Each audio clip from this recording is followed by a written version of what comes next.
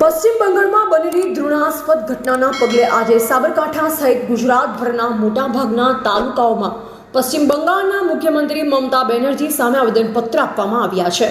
તેમજ સરકારને તાત્કાલિક બરતરફ કરી પીડિતોને ન્યાય અપાવવાની માંગ કરવામાં આવી છે. સાબરકાંઠાના હિંમતનગરમાં આજે પશ્ચિમ બંગાળના મુખ્યમંત્રી મમતા બેનર્જીના શાસનકાળ દરમિયાન મુર્શિદાબાદ ખાતે થયેલ હિન્દુઓની હત્યા સહિત પીડિતો મામલે રાજ્ય સરકાર દ્વારા કોઈપણ પ્રકારની સહાય ન અપાતા સાબરકાંઠા તમામ જિલ્લાઓમાં મમતા બેનથી વિરુદ્ધ આવેદનપત્ર આપ્યું છે. તેમજ ભારતના રાષ્ટ્રપતિને ઉદ્દેશી અપાયેલા આવેદનપત્રમાં મમતા સરકારને તાત્કાલિક ધોરણે દરખાસ્ત કરવા સહિત પીડિતોને ન્યાય આપવાની માંગ કરાઈ છે. જોકે સૌથી મહત્વની વાત એ છે કે એક તરફ મુર્શિદાબાદમાં વ્યાપકપણે હત્યા કરાઈ હોવા છતાં હજુ સુધી સ્થાનિક કક્ષાએ કેટલાય પીડિતો મદદની રાહ જોઈ રહ્યા છે, ત્યારે રાજ્ય સરકાર દ્વારા ચોક્કસ સહાય ન અપાવતા આજે આવેદનપત્ર આપી ચોક્કસ કામગીરી કરવા સૂચવાય છે. ત્યારે આગામી સમયમાં પશ્ચિમ બંગાળ મામલે વહીવટીતંત્ર દ્વારા કોઈપણ નિર્ણય ન લેવાય તો ઉગ્ર પ્રત્યાઘાતની સંભાવનાઓ છે. એવા રાજકમલસિંહ પરમાર, ભારતની અસ્મિતા, સાબરકાંઠા.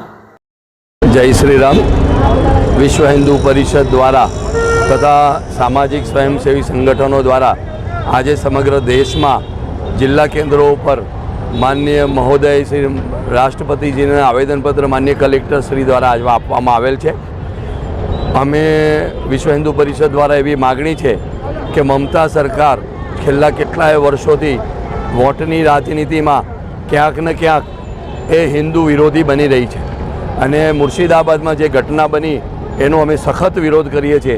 ત્યાં 5થી વધુ હિન્દુઓની હત્યા કરવામાં આવી છે અને એ પણ એક સ્પેશિયલ કોમ દ્વારા હત્યા કરવામાં આવી છે અને એક આ કે કાયદાના વિરુદ્ધની આડમાં હિન્દુઓને નુકસાન પહોંચાડવામાં આવ્યું છે.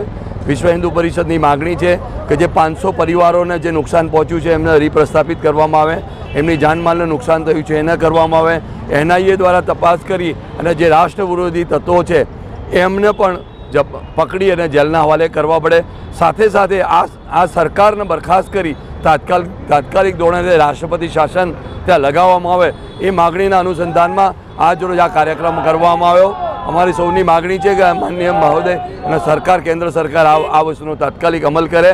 આ હિન્દુ હવે સહનશક્તિની એની પૂર્ણ થઈ છે, હવે એ સહન વધુ કરી શકે એવી સ્થિતિમાં નથી અને હવે કંઈક થશે તો એ જવાબદારી કેન્દ્ર સરકારની રહેશે. જય શ્રી રામ. ભારતમાં